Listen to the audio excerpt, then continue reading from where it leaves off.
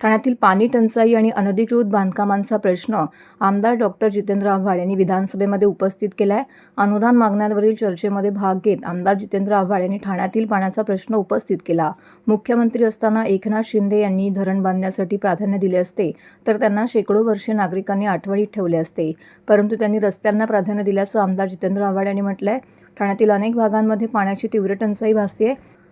पाण्याची टंचाई दूर करण्यासाठी पाण्याच्या टाक्या बांधण्याचं मागील विधानसभा चर्चेमध्ये आश्वासन देण्यात आलं होतं, परंतु कळवा-मुंब्रा मतदारसंघामध्ये एकही जलकुंभ उभारण्यात आलं नाही की त्याच्या कामाला देखील सुरुवात झालेली नाही।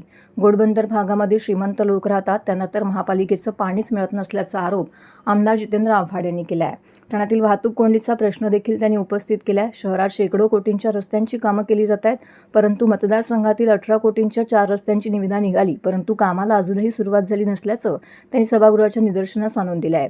ठाणे शहरातील अनधिकृत बांधकाम हा ज्वलंत विषय आहे आणि आजही अनेक ठिकाणी अनधिकृत बांधकामे सुरू असून अनधिकृत बांधकामाला जबाबदार धरून सहाय्यक आयुक्त, पोलीस निरीक्षक यांच्या विरोधात कारवाई केली जाते, परंतु ठाण्यात एकाही अधिकाऱ्याच्या विरोधात कारवाई करण्यात आली नसल्याचा आरोप आमदार जितेंद्र आव्हाड यांनी केला आहे।